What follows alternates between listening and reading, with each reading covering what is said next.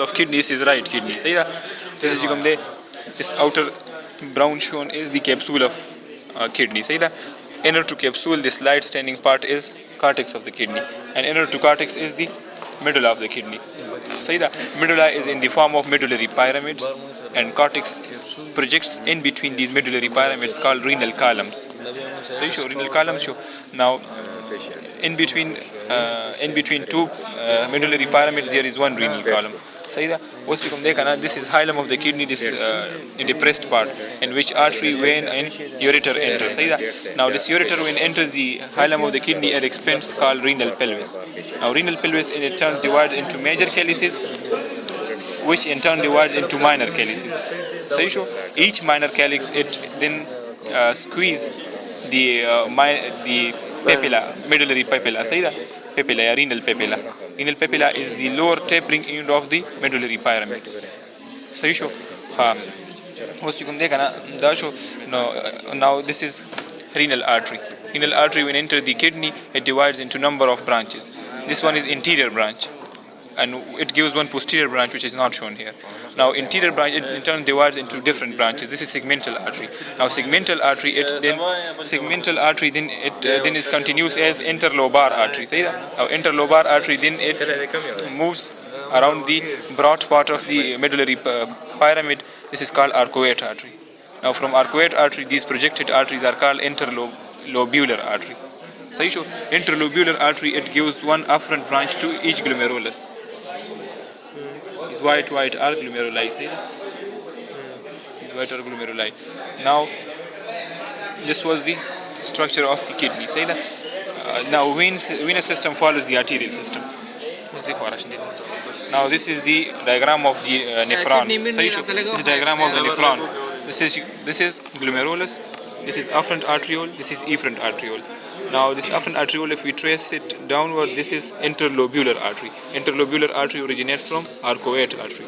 Say that arcuate artery, interlobular artery, afferent arteriole, glomerulus, and then efferent arteriole. Now this shown purplish shown is what? This is Bowman's capsule. Bowman's capsule is continuous with this light green part called proximal convoluted tubule. Proximal convoluted tubule is then continuous with the U-shaped Henle's loop. Now the Henle's loop, this is a descending limb of Henle loop which is thin. This is ascending loop of Henle which is thick. Ascending loop of Henle, it is continuous with this dark green part of distal convoluted tubule, which is continuous then to collecting ducts. Now this is shown here is the blood supply of the medulla. This is arcuate artery. Medulla has dual blood supply. One from arcuate artery, this is shown.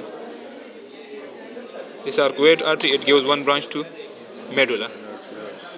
Besides this, medulla also receives branches from the efferent arteriole.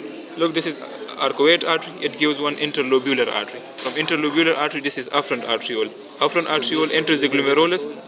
From glomerulus, this is efferent arteriole. Efferent arteriole suddenly divides into capillary plexus. Now these capillary plexus, it surrounds the proximal and distal convoluted tubule. Say that the capillary plexus is in a gut branch. This one, it also supplies the medulla. So the medulla has dual blood supply. One from arcuate artery directly, one from efferent arteriole. So efferent artery comes to glomerulus.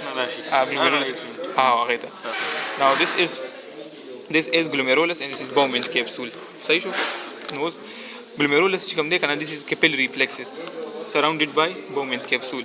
This is afferent arteriole. Afferent arteriole is always larger than efferent arteriole. This afferent arteriole divides into capillary plexus and then it is surrounded by this Bowman's capsule.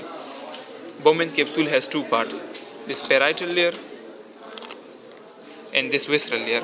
Visceral layer is in contact with the glomeruli. Now on this side, these white shown are protocytes. Protocytes are specialized cells which have slit in themselves, so it acts as a filter. Now this is cavity of Bowman's capsule. This is cavity of Bowman's capsule. Now shown here is the juxtaglomerular apparatus. Juxtaglomerular apparatus is formed by the modified cells of the afferent arteriole of distal convoluted tubule. So you show here the cell type changed to cuboidal or low columnar. This is medulla densa, part of the afferent arteriole. This is medulla densa. The juxtaglomerular apparatus tells the renin pelaki. But this is all about this. the spin Thank you. بقى